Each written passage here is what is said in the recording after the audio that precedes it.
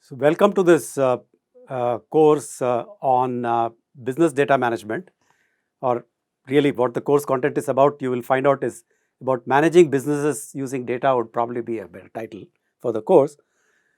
This course is going to be taught by a number of people, in fact, quite a few people. The first 4 weeks is going to cover the business context, which comes mostly from the world of economics. So, along with me, my name is Venkatesh. So, along with me, and I'm just called GV, right? So, you'll hear GV being referred to quite a lot as we go along. We have Suresh Babu, who is a professor of economics at IIT Madras, and he will be sharing the load of teaching the first 4 weeks, or we both will be discussing really concepts from economics in the first 4 weeks. Subsequent to that, we have a bunch of case studies that I will go through. I will explain to you what we are going to do. Which will be for the remaining, for 7 weeks we have case studies, very interesting case studies from 4 different domains. And to help me with those case studies, I have Dr. Milind Gande, who is at IIT Bangalore. He is the head of the Machine Intelligence and Robotics Center there. He has many years of industrial experience and understands this world also of data very well. So, Milind Gande and I will be taking the next 7 weeks. So, between myself, Suresh Babu, and Milind Gande, will try and get you a reasonable coverage of what we want to do in this course. But the case studies itself, we are going to have some guests, right, who are going to basically help us with the case study. So, from Flipkart, we have Omkar Karandikar, who is heading the logistics division in Flipkart, and he is going to basically help us with the kind of a fictitious case you have created, but based on data that is you can see in Flipkart. So, this is called FabMart. That's a case that we have. And then we are going to have a manufacturing case that basically for which we have a person, Shivakumar, who's got many years of experience in the manufacturing industry, and he's been consulting in manufacturing and so on. So, he will basically be helping us with the data as well as the discussions on that case. And then we have Varsha from Mercer. Mercer Consulting is a very prominent, well-known HR consulting firm. So, she is going to help us with a case in HR.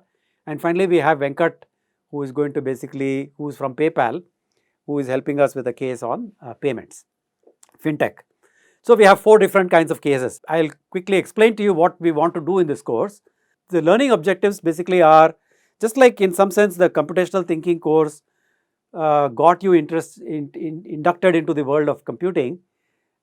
Starting from the thing that basically one assumes that there is no background. I mean, we are assuming that you don't know anything in computing, and we are kind of trying to introduce you to the world of computing. So, also this course is a kind of induction into the world of business. So, we are assuming that you probably don't know anything about business, and we are trying to induct you into the world of business, and trying to do that very fast, right, in some sense, because we have only 12 weeks to do it.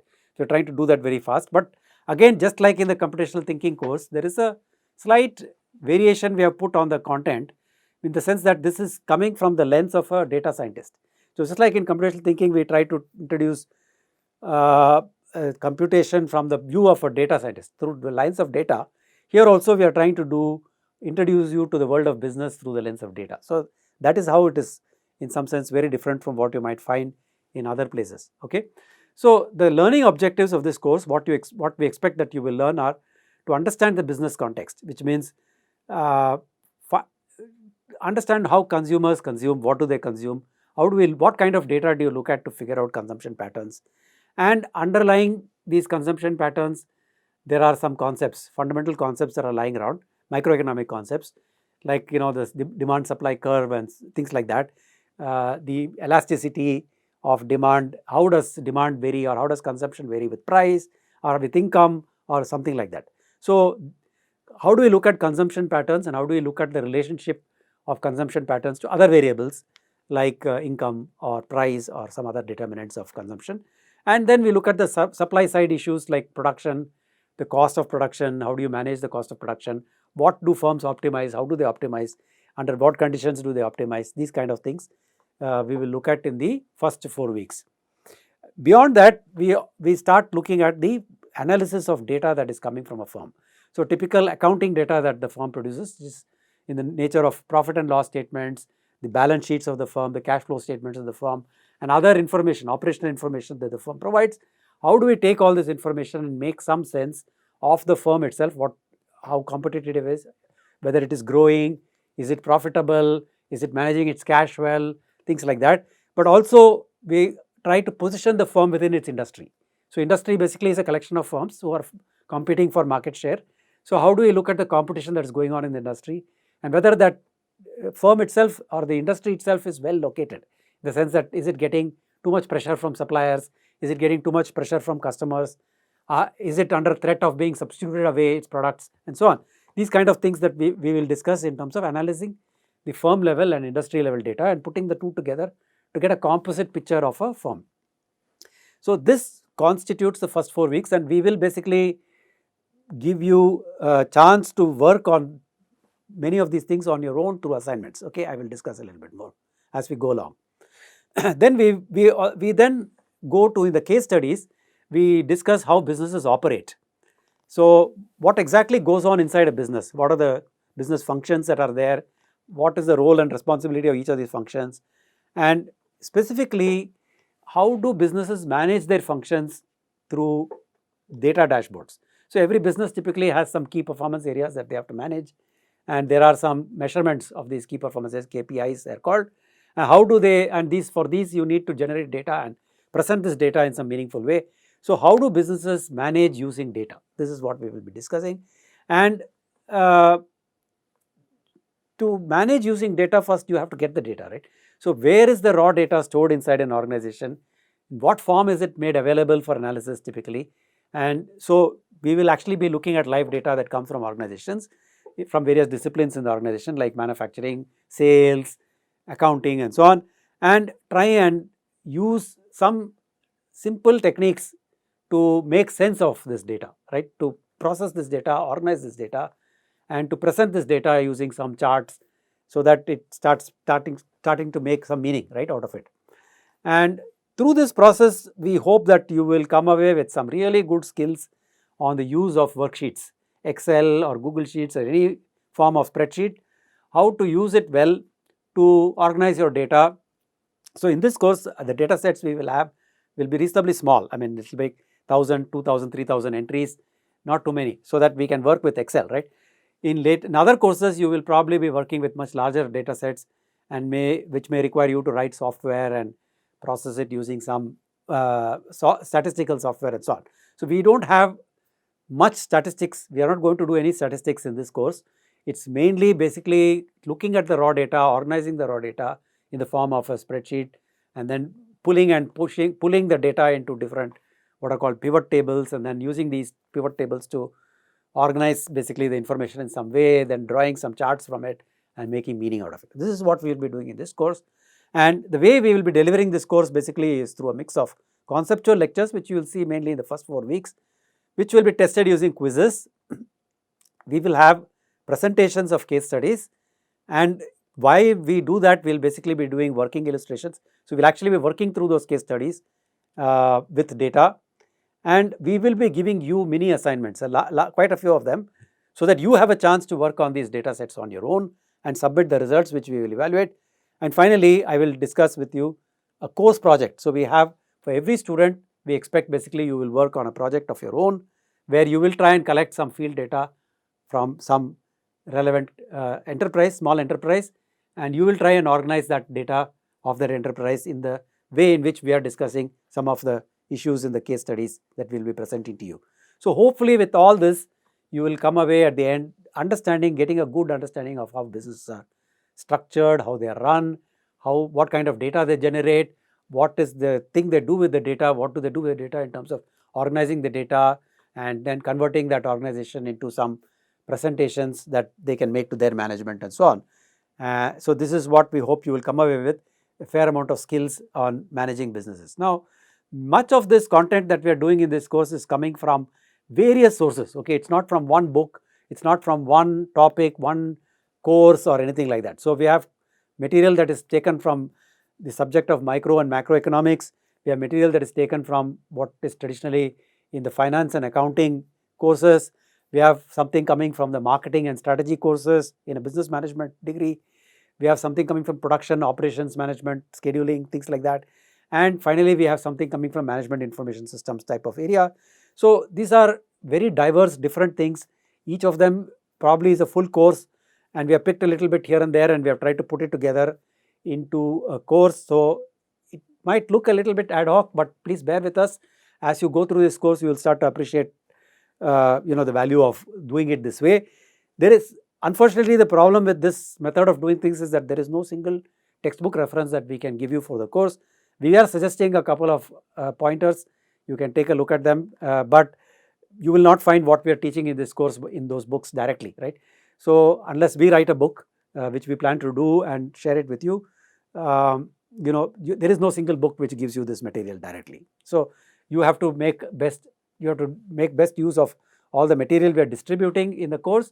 And if you have any questions, feel free to write to us, and then we can try and answer your questions. Okay, with that, I want to talk a little bit, go into a little bit of depth into what we are doing week-wise. Okay, in the first week and the second week, we will be discussing consumption and demand and the microeconomic concepts underlying consumption and demand. Okay, so of course, there will be a tutorial on spreadsheets which somebody will give you, so you know how to use spreadsheets and Google Sheets and so on, because throughout this course we are going to use it liberally. So you need to get a good handle of how to use a spreadsheet yourself. So that we will be giving you as a prelude. So we expect that you know it before we get into this first course, but we are going to give you a small tutorial on that. But in the first week, we will be discussing the consumption. So we are basically discussing how economics organizes the world, how economists take a look at the world in terms of different agents, right? And this basically the two agents that are very significant for us in economics. One is the producers, the firms, and the consumers, that is you and me, households basically who are consuming. So on one side, firms are producing the goods and services that the households consume. On the other side, the households are providing the capital and labor that the firms consume. So in some sense, there is a kind of a circular diagram that you can draw between firms on one side and consumers on the other side. And basically, there is a flow of goods and services from firm to consumers, and there is a flow of labor and capital from the consumers to the firms. And this flow basically, in some sense, depicts the world's economic model. And we are trying to figure out how to organize this economic model in a way that it is efficient, right? So economists like to believe that price as a mechanism shifts or makes allocation of resources in this model efficient. All these kind of things we will be discussing in week 1. What is consumption? What is production? What is this business of exchange that goes on between producers and consumers? What are the different kinds of consumption baskets that we can find? Like different households with different incomes, they consume different things. So how does one take a look at the data that is generated from a consumption survey, for example? And there are sources of customer survey data that are available, like National Sample Survey, which is produced by the Ministry of Statistics in India. How do you look at that? How do you make sense out of that? Or other survey forms, like for example, the Center for Monitoring Indian Economy has something called Consumer Pyramid Household Survey, CPHS, which is much more frequent. How do we look at that data and make sense out of it? Or some other kinds of survey data that are generated by consulting companies. This is what we will look at in week 1. Basically, the idea is to get your head around this whole idea of consumption, and where do you look for data on consumption, and how do you make sense out of that data. Week 2 is about the various underlying theoretical concepts that are there in understanding economy, right? So the first theoretical principle is that of utility, right? So customer satisfaction, when you buy and consume something, you gain some satisfaction, and that is expressed by economists using this thing called utility. And utility can be cardinal, which means it can be measured, or ordinal, it just can be ranked. So we look at both cardinal and ordinal utility and the idea of indifference curves. Then we look at this business of drawing a demand curve by aggregating the consumption pattern of several households, drawing the supply curve by aggregating the production of various firms, and how basically these two curves, that is the demand and supply curves, interact via the price mechanism. And then we talk about how demand changes with various things like income and price and so on. And that business of changing of demand with various things is called elasticity of demand. And so the various factors of elasticity and what it means is what we will discuss in week 2. Simultaneously, on the other side, just like we do consumption, we look at production and look at cost curves, production cost curves, and try and figure out how you can make decisions on how much to produce, what quantity to produce, and maybe what kind of prices you should sell your goods at, and so on, pricing decisions and so on. How do you make those kind of decisions? By looking at some curves, right? So that basically constitutes the material for weeks 1 and 2. In weeks 3 and 4, we are going to get into analysis of data coming out of the firms, right? So in week 3, we will be looking at firm level performance data, and in week 4, we will be looking at industry level performance data. So first we discuss pricing strategies of firms in week 3, and then we take 4 specific companies. Ultratech, which is a cement company, so it's from the cement industry. Page Industries, which is a textile company, so it makes, we all wear jockey, right, innerwear and so on. That is Page Industries. Nestle, which makes consumer products, FMCG products, like it's a leading thing, in many categories of food products. And TCS, as we all know, is an IT company. So we have from 4 different industry segments: cement, textile, FMCG and IT. We have 4 companies. So first we will analyze the firms in week 3, and then we will look at the industry structure in week 4. Now, before we discuss the industry structure in week 4, we give you a framework within which you can understand industry structure. So how do you first of all classify industries? What are the ways to classify industries? So there is this thing called national NIC codes, right, which basically gives codes to every company, every industry. So how does this classification code come about? And the data that is generated by inspecting factories, government publishes this data. So how do you look at that data? Then there is this thing called index of industrial production, which gives you high frequency data. Every month you can find out every sector, what kind of production is happening in that sector across the country. So how do you look at IIP data? How do you look at PMI data, which is called Purchasing Managers Index, sentiment data, right? So these kinds of indices tells you a fair amount of gives you a fair amount of information about how an industry is performing. But even within that, you have to still do some analysis of where a firm or a specific industry is located vis-a-vis other industries that are around it, and we use the Porter's 5 forces to analyze that. And then using those things, then we will basically get into the analysis of the 4 different industries from where these four companies come. That is Ultratech, Page Industries, Nestle and TCS. Now, we are hoping that while we do this, you get a very good grip on this method of analysis, how this analysis is done. So we will make you then practice this analysis on your own firm. So we will give you a company, each of you a company to analyze, and there is an assignment that you will have to do where you will have to go and write a report on this company using the methods whatever we discussed, right, in the class. So same method that we have used in the class, similar method you will basically use to do an analysis of your own on this company, and we'll tell you where to go look for data on this company and so on, and you have to write a report, and that will be an assignment. So hopefully with this assignment you get a very good under the first 4 weeks, and this assignment you get a very good understanding of the context within which companies operate, what are the terms that we use typically when we discuss performance of a company, and then how do we analyze the firm's performance using various financial data that the firm provides as well as industry data that is available. Okay. From there we move to case studies. So the first case study that we have for you is called the FabMart case study. It's based in some sense on the Flipkart data set. So clearly it comes from the world of e-commerce. So it's an e-commerce case study. So the guest lecturer that we have over there, Omkar, he will introduce us to the world of e-commerce. What is e-commerce? And then he will tell us a little bit about what this case is about and the data set that we have got in this case. And then Milind and I, we take the data and then we'll work on it. So we'll show you how to work with the data. So we'll take the real data in some sense, and then both of us will take spreadsheets and we will actually work through the data and show you how to do a revenue Pareto, how to do a volume Pareto, how to do a scatter plot, how to do portfolio management, few things like this, right? How to do all these things so that you get a grip on not only understanding the raw data, but also understanding how to process all this raw data to put it together in some charts, in the form of charts, so that we can present it, right? Then in week 6, we will get down into analysis of the sales and organizing the distribution centers that Flipkart has. How do they organize it? In this case, this is a FabMart is the fake case that the case that we have taken.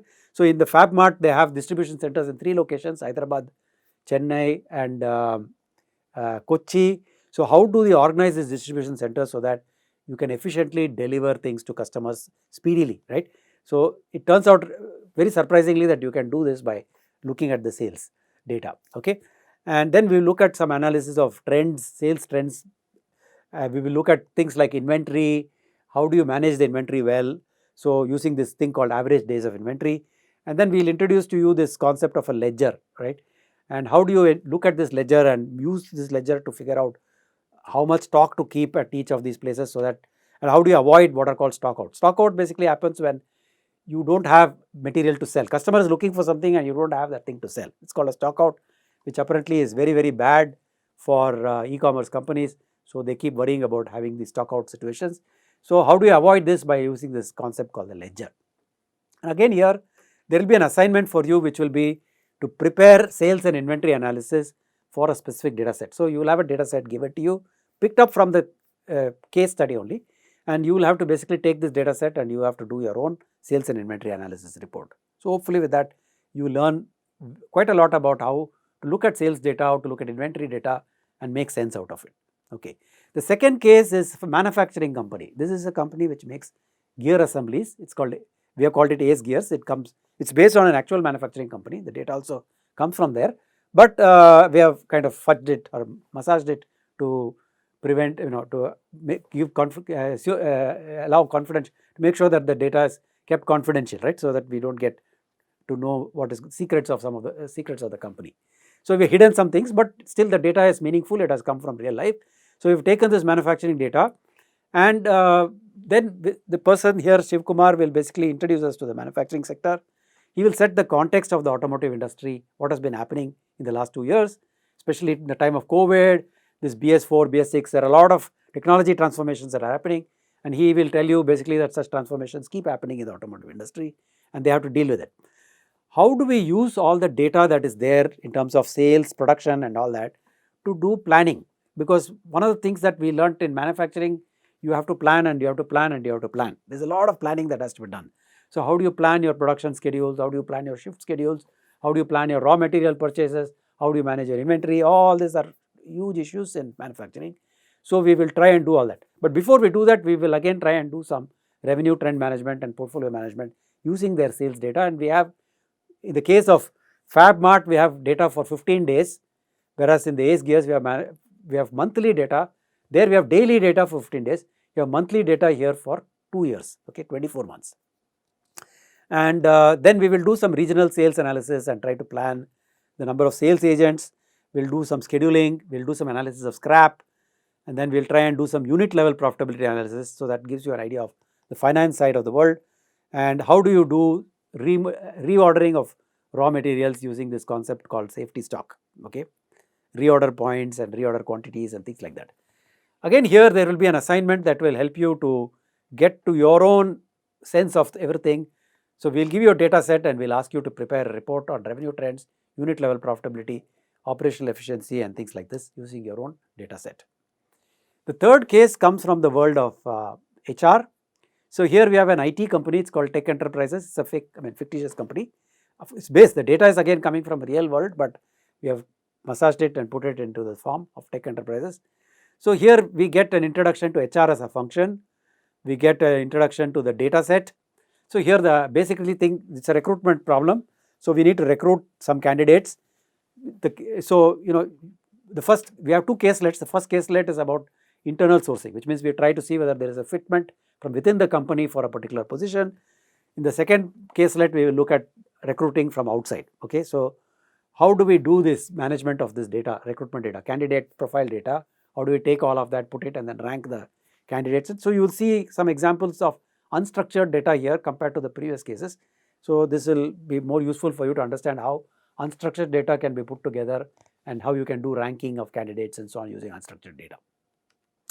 Finally, the fourth case that we have for you is from the fintech world. This is from our guest who is from PayPal. So the data is also from PayPal, but of course we have massaged it again, and so it's a fictitious case called PayBuddy here. And here there will be an introduction to the finance industry and fintech. We will understand payment processing and how money flows in payment processing. and then we'll introduce a new credit product, and our guest will explain to us basically this whole idea of nudge economics. How customer behavior can be altered or modified by using this method called nudge, right? So by giving default options and things like that. So we will learn that. It's quite interesting to learn. And basically using nudge economics, a new product, credit product, basically we want to introduce. So we want to see how well that credit product is doing, and for that we use what is a method which is called A/B testing. So how does the A/B testing work, and how do we analyze the A/B testing data? And finally, there is this is a credit product, so you have to evaluate credit risk. So how is credit risk actually evaluated by firms like this, and how do we do risk return trade-offs? These are things that we will do. Again, there will be an assignment which will help you practice everything in terms of you will have to write a report where you have to come up with your own recommendation rules, do some A/B testing analysis and so on. So you will get to learn how to do all these things yourself. Okay. Finally, the course project. Okay. We expect every one of you to do a project where you will have to identify a small scale enterprise in your neighborhood. If you have difficulty with identifying a small scale enterprise or whatever it is, then we can help you with either identifying or getting this data sourced for you. So one way or the other, we will make sure that you get your hands on some data that you can work on. So this will be your own data, unlike all the other assignments and so on, which is packaged data, already processed data, in some sense cleaned and all that. Here it will be unclean, there will be all kinds of issues, there will be noise, you have to deal with it yourself. Okay. So talk to your neighborhood kirana store, vegetable vendor, textile store, furniture store, electronic store, workshop, whoever it is, restaurant, tea shop, barber, beauty salon, doctor, diagnostic clinic, anybody who is doing something which is business. Okay. And we expect you to collect some business data from this firm and over a period, and then prepare an analysis report. We'll tell you how to do it, and use all the techniques that we learn in this course while you prepare this report, and then you will present this as a thing which has a significant weightage. Okay. And we will have people who will help you with it. So we have tutors. We are having a large number of tutors who are going to be assigned for this course, who will basically help you with preparing, looking at this data, preparing the report and so on. Okay. So the last week, which is week 12, so up to 11th week we'll be doing case studies. Week 12 we want to use basically mainly for you to work on your project work, course project work, and we will also be presenting the learnings from the case studies that we have gone through in the course. So this is basically how our 12 weeks course is going to run. I hope you all enjoy this course just as much as we enjoyed putting all this material together and delivering it to you. So in case you face any problems while going through the material, feel free to write to us, and then we will be as responsive as possible to give you clarifications and help you to get along with this content. Okay, thank you.